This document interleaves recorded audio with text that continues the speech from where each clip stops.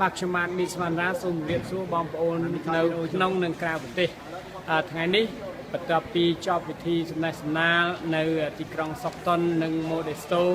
ដែលមានលោកពូអិនសួនជាប្រធានគណៈបកសង្គ្រោះជាតិនៅ Northern California មានន័យថាតំបន់ California ភាគខាងជើងហើយចប់ហ្នឹងគឺថាឥឡូវនេះម៉ោង 10 ជិតមិន10យប់ហើយគឺខ្ញុំបាទនឹងធ្វើដំណើរទៅកាន់ប្រទេសកម្ពុជាដើម្បីចូលទៅបំភ្លឺតទួលសវនាការតាក់ទងទៅនឹងថ្ងៃទី 15 ខែកក្កដាឆ្នាំ 2014 ដែលពុំទាន់បានចប់ទេគឺក្តីក្តាំងសួរដេញដោលរវាងតុលាការនិងពួកយើងខ្ញុំទាំង11នាក់បានចប់ហើយប៉ុន្តែនៅខាងពួកបាតដៃទី 3 គឺក្រុមសន្តិសុខមិនទាន់បានបញ្ចប់អញ្ចឹងទោះបីខ្ញុំនៅមានការកំណត់ពីវិជ្ជបណ្ឌិតនៅសហរដ្ឋអាមេរិកនៅទីក្រុង Los Angeles ក៏ដោយកាលថ្ងៃទី 18 ខាងមុខត្រូវពិនិត្យខួរក្បាល X-ray scan ម្ដងទៀតប៉ុន្តែដើម្បីបញ្ជាក់ពីអ្វីដែលយើងមិនមានល្បិចកលហើយតុលាការបានអនុញ្ញាតឲ្យនៅក្រៅឃុំនៅពេលតុលាការត្រូវការហៅគឺថាយើងទៅ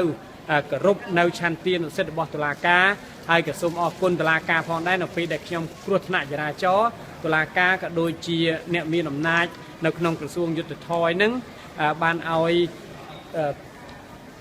ប៉ាសពតទិដ្ឋាការរបស់ខ្ញុំមកវិញលិខិតឆ្លងដែនខ្ញុំមកវិញជា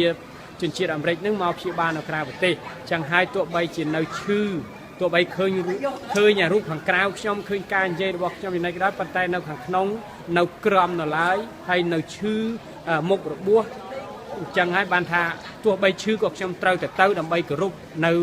សិទ្ធិតុលាការក្នុងការសវនាការថ្ងៃទី 14 ហ្នឹងហើយទៅរៀងយឺតបន្តិចប៉ុន្តែមានវត្តមាននៅតុលាការថ្ងៃទី 14 ថ្ងៃអង្គារហ្នឹងចាប់ពីម៉ោង 8 ព្រឹកទៅដល់ម៉ោង 5 ល្ងាចប៉ុន្តែខ្ញុំទៅទាន់នៅម៉ោងថ្ងៃត្រង់ហើយនឹងពេលល្ងាចសវនាការបន្តអញ្ចឹងខ្ញុំសូមលា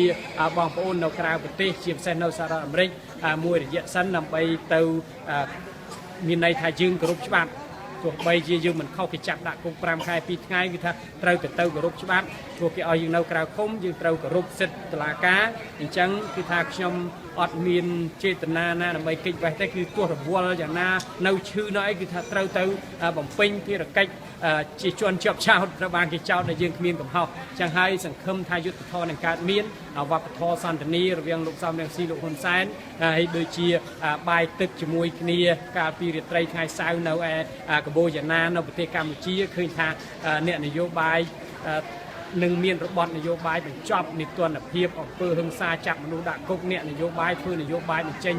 សិទ្ធិសេរីភាពក្នុងការនិយាយស្ដីត្រូវបានគេចាប់ដាក់គុកគឺសង្ឃឹមថាបញ្ចប់ត្រែមខ្ញុំមានសវណ្ណរាជាមួយនឹងសកម្មជនផ្សេងៗទៀតអញ្ចឹងខ្ញុំសូម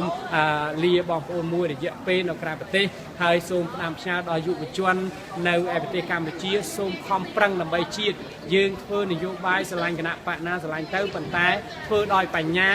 ដោយប្រជាប្រិយភាពអូសទាញប្រជាពលរដ្ឋឲ្យគេស្រឡាញ់គណៈបករៀងៗខ្លួនឈប់យកហិង្សាមកដោះហិង្សាយកបញ្ហាមកដាក់ឲ្យខ្មែរបែកបាក់គ្នាទៀតយើងធ្វើនយោបាយដោយចំណេះដោយបញ្ញាដោយភាពញញឹមនិងក្តីសង្ឃឹមចឹងហើយខ្ញុំសង្ឃឹមថាយុវជននៅឯប្រទេសកម្ពុជា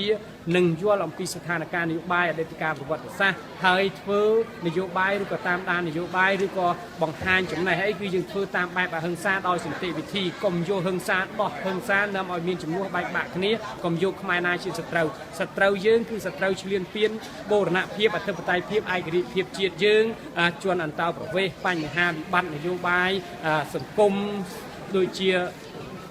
ដីសម្បទានការកាប់បំផ្លាញព្រៃឈើអាហ្នឹងជាវិបត្តិដែលយើងបោះទាំងអស់គ្នារវាងគណៈបកប្រជាជននិងគណៈបកសង្គ្រោះជាតិតាមយន្តការប្រជាធិបតេយ្យសិទ្ធិមនុស្សនិងយន្តការច្បាប់នៃរដ្ឋសភានីតិប្រតិបត្តិនិងអំណាចតុលាការចឹងហើយខ្ញុំសង្ឃឹមថាយុវជនក៏ដូចជាប្រជាពលរដ្ឋនៅប្រទេសកម្ពុជានឹងតាមដានស្វែងរកយុត្តិធម៌ជូនខ្ញុំនៅឯតុលាការកម្ពុជាព្រោះគ្មានកំហុសត្រូវបានគេចាប់ដាក់គុកចឹងយើងតទល់គ្នាតាមផ្លូវច្បាប់ហើយរឿងនយោបាយដោះដោយនយោបាយកុំយកនយោបាយអ្នកនយោបាយធ្វើចំណាប់ខ្មាំងដើម្បីកេងចំណេញប្រយោជន៍មួយដែលពួកខ្ញុំអត់មានខុសអីសោះប៉ុន្តែខ្ញុំសង្ឃឹមថាអ្នកដឹកនាំនឹងយល់ព្រោះធ្វើនយោបាយចាស់ទុំហើយបន្តទុកស្នាដៃឲ្យក្មេងជំនាន់ក្រោយបានមើលគំរូល្អដើម្បីបន្តល្អទៅទៀតកុំបន្សល់ទុកស្នាដៃព្រោះទូកទៅកំពុងនៅធ្វើអំពើល្អបានល្អធ្វើអាក្រក់យូរឆាប់គង់គេដឹងអញ្ចឹងនាំគ្នាកែអំពើល្អទៅអតីតកាលប្រវត្តិសាស្ត្រយើងចងចាំតែអតីតកាល ជួចចត់និងកាប់សម្លាប់គ្នាគួរបំភ្លេចចោលចាប់យកសន្តិភាពផ្លូវកាយផ្លូវចិត្តផ្លូវវាចានិងយកបញ្ញាមកដោះបញ្ហាដើម្បីបញ្ចប់ការជាប់គាំងផ្នែកនយោបាយបញ្ចប់វិបត្តិសង្គមនាំឆ្ពោះទៅរកសង្គមរីកចម្រើនអញ្ចឹងខ្ញុំសូមអរគុណលោកពូអេនសួន